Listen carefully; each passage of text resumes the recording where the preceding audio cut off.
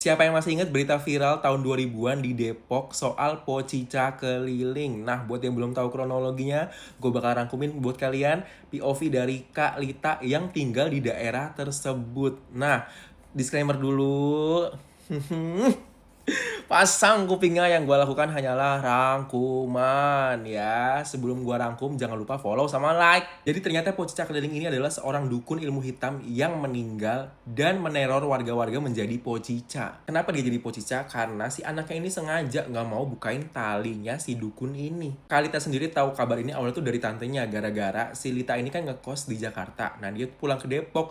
Pas pulang ke Depok malam-malam, si tantenya ini ngomong, kok kamu nggak takut sih pulang malam-malam? Awalnya yang didatengin itu mantan pasiennya ya, karena si mantan pasiennya ini nggak ada yang bisa bantu bukain talinya, akhirnya si pocica ini neror warga-warga. Awal mula kejadian ada bocah-bocah nongkrong di pos ya, terus si bocah-bocah ini itu selengean, dia nggak percaya kalau ada gosip soal pocica keliling ini ya. Tiba-tiba mereka semua denger ada yang minta tolong bukain tali saya, tolong. Dan itu semuanya denger, dan pas ngeliat pocica itu dan mukanya si dukun tersebut. Mulai dari situ, kampungnya itu udah bener-bener gak ada yang berani keluar di atas jam 8 malam. Jadi bener-bener sepi banget. Si Lita ini kan mau tidur ya, terus tiba-tiba dia dengar suara.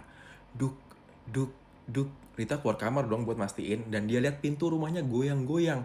Nah, si bapaknya Lita ini udah ngingetin, jangan dilihat, jangan dibukain, karena kayaknya bapaknya udah tahu kalau itu adalah pocica atau si dukun tersebut. Si Lita ini akhirnya pindah ke kamar belakang, dan tiba-tiba dia dengar suara minta tolong. Tolong. Pas si Lita intip, ternyata bener pocicanya lagi gedor-gedor rumah warga ya, pakai kepalanya. Duk, duk, duk.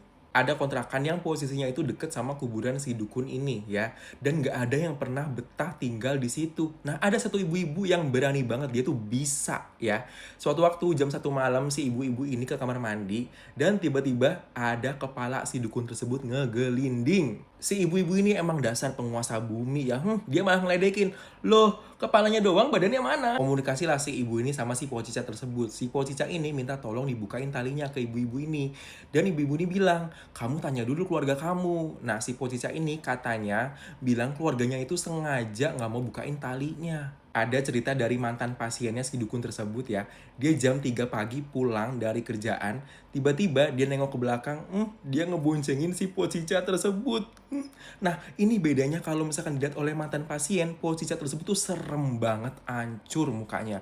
Kalau dilihat oleh warga-warga, pocica tersebut ya mukanya si dukun tersebut. Karena warga udah resah banget, akhirnya Pak RT datangin rumah anaknya nih. Anaknya tetap nggak mau bukain talinya. Katanya biar terus ngeliat bapaknya.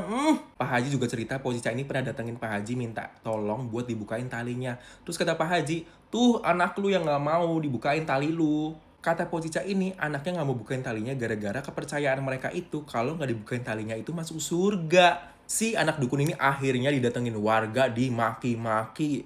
Akhirnya si anak setuju buat bongkar kuburan bapaknya. Si anak ini ternyata nerusin bapaknya buat jadi dukun. Dan ternyata pas nguburin bapaknya juga, si anak ini nggak mau dibantuin oleh orang lain. Dia nguburin sendiri, dan posisi pocicanya itu ditelungkupin. Pas dibongkar kuburannya, kain kafannya warnanya hitam dekil, dan ternyata ketahuan si anaknya ini naruh darah ayam hitam ke mayat bapaknya. Pas si anak bukain talinya, tiba-tiba si anak ini naruh sesuatu lagi ke mayat bapaknya. Warga yang ngeliat emosi dong. Lu naruh apa lagi setan?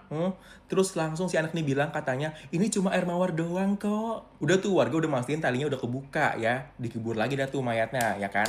Dikirain terornya bakal selesai, ternyata masih ada tuh pocicanya. Si pocica ini sekarang nggak datengin rumah warga satu-satu, tapi dia datang ke satu rumah yang diduga warga melakukan pesugihan dan melihara si pocica ini. Jadi si pocica ini jadi peliharaan orang. Nah, tadi anaknya naruh sesuatu itu, diduga anaknya itu biar bapaknya ini jadi peliharaan. Segitu aja rangkuman dari gue. Kalau misalkan mau lebih detail lagi, langsung aja ke podcast ya Lonceng Misteri Official. Dan jangan lupa follow sama like gue.